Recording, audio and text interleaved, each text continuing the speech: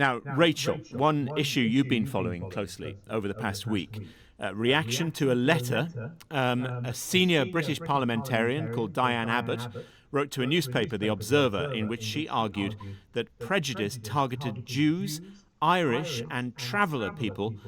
It was comparable to the abuse suffered by people with red hair. Diane Abbott is a member of the opposition Labour Party. She was the first black woman MP in the UK when she entered Parliament as recently as 1987.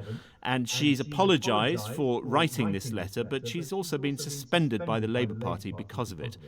You're about to write a book, Rachel, about the issue of antisemitism here in the UK and how it's often perceived differently from other forms of racism. What do you make of this row?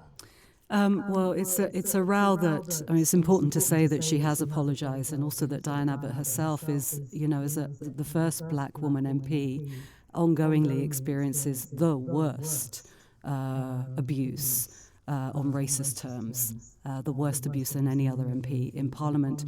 And I think this issue, it just highlights themes that are very familiar, which is why I'm writing this book.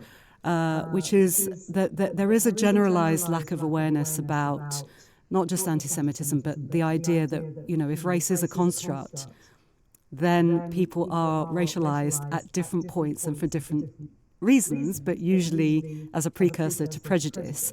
And so people who are white presenting, like many Jewish people, not all, and like Gypsy Roma traveller communities, like Irish people, were racialized minorities in the past and were, of course, subject to the worst persecution, including the sort of mass extermination of Jewish people in Germany.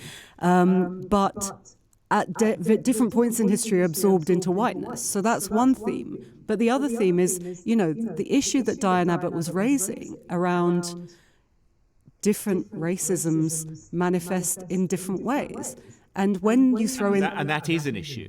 Of course it's an issue. And that is the reason she made the comments. She regrets the comments now. She's apologised for them, but she must have felt there was justification for them. Well, because there is, in the sense that people of colour are visible. There's a visible component to it. And it would be absurd to claim that that hasn't had an impact, not just historically, but even if you look today, just in the UK, if you look at prejudice that people of colour experience in education, in the workplace, in housing, in healthcare, in policing, it's obviously still a factor. And so the challenge is to find ways of talking about that. And being able to acknowledge that difference with ultimately the goal of having all racialized minorities fighting racism together rather than in these separate silos. And that, it's fair to say, in the past week in Britain has been a big challenge, because this is one of those red flag issues. It's also a culture war issue, isn't it? And certain politicians are very keen on culture wars.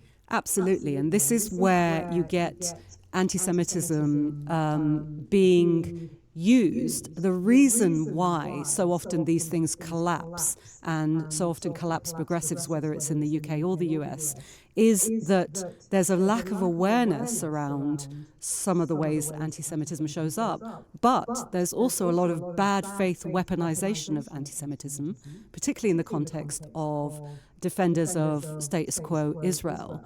And so it's no wonder that has thrown so much confusion into the landscape that it makes it, very toxic and very impossible, almost impossible to discern which is which. And progressives do collapse. And so in that sense, it is a wedge issue used by the right in a way in order to destabilize the left. And we see that globally. Rachel, thank you.